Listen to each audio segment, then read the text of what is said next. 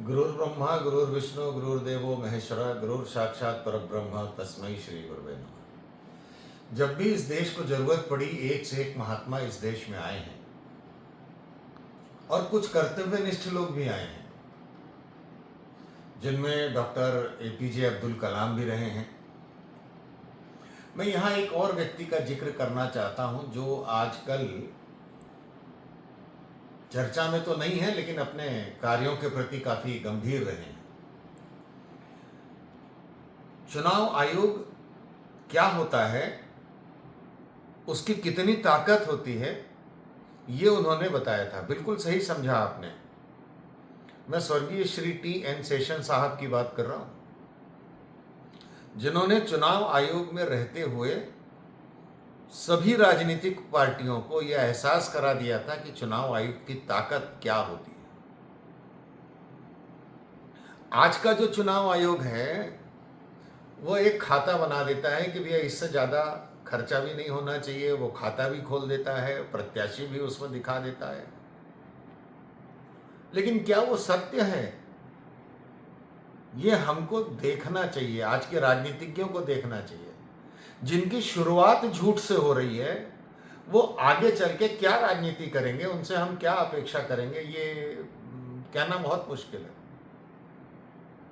हम ये देखते हैं कि कुछ लोग ऐसे हैं जो ये कहते हैं कि कुछ लाख रुपए या अधिकतम 1 करोड़ रुपए खर्च हुए होंगे चुनाव में। भाई साहब, आपको मालूम होना चाहिए कि चुनाव में, एक छोटे से भी चुनाव में करोड़ों से कम खर्चा नहीं होता। लोकसभा के चुनाव में तो 10 करोड़ रुपए खर्च होते होंगे। जिस तरह से झंडे, प्रचार, गाड़ी, होर्डिंग सब लगती है और उसके जो बिल सबमिट किए जाते हैं, क्या सामान्यतया उतने रुपए में गाड़ी उतने घंटे के हिसाब से मिलती है? क्या जो होर्डिंग लगाए जाते हैं, क्या वो सामान्य लोगों को उतने रुपए में मिलते हैं? क्या जितने झंडे और जितने सब चीज होते हैं, क्या वो ओरिजिनल उतने ही रहते हैं? क्यों नहीं ये सारा आइटम थ्रू चुनाव आयोग रोटेट होना चाहिए? अगर थ्रू चुनाव आयोग रोटेट होगा तो चुनाव के इतने बड़े खर्च पर, इतने बड़ी जो ब्लैक मनी चुनाव में खर्च होती है, उस पर रोक लगाई जा सकती है। इसलिए मुझे याद आ रहा है वो समय जब टी.एन. शेषन साहब बहुत ही कड़कता से चुनाव आयोग की कमान संभाले हुए थे।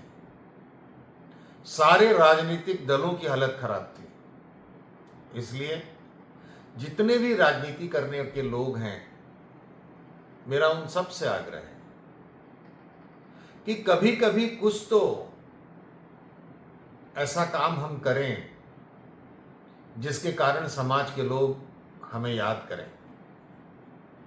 आज मैं टी.एन. शेषन जैसे महान व्यक्ति की बात कर रहा हूं और उनके गुण को गा रहा हूं और उनके डर को भी मैंने देखा है। और उन्होंने इस देश को चुनाव आयोग की ताकत के बारे में एहसास कराया था। आज उनको याद कर रहा हूं और उनके बहाने मैं सभी लोगों से निवेदन करता हूं कि अपने पद पर अपनी गरिमा के अनुरूप ईमानदारी से, ताकत के साथ काम करें। बहुत अच्छा होगा। उन्हें कई भाषाओं का भी ज्ञान था। महान प्रकांड संस्कृत के विद्वान भी थे।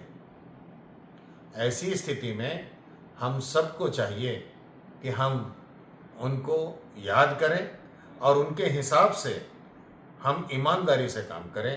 यही मेरी सभी लोगों से इच्छा है और प्रार्थना भी है, वंदना भी है।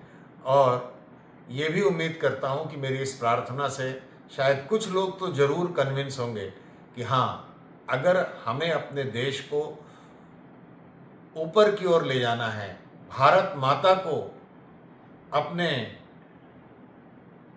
उच्च स्तर पर लेके जाना है, परम वैभव के शिखर पर लेके जाना है, तो हमारा व्यक्तित्व ईमानदारी से भरपूर और शक्ति से भरपूर, आत्मसम्मान से भरपूर होना चाहिए। वंदे मातरम। भारत माता की जय।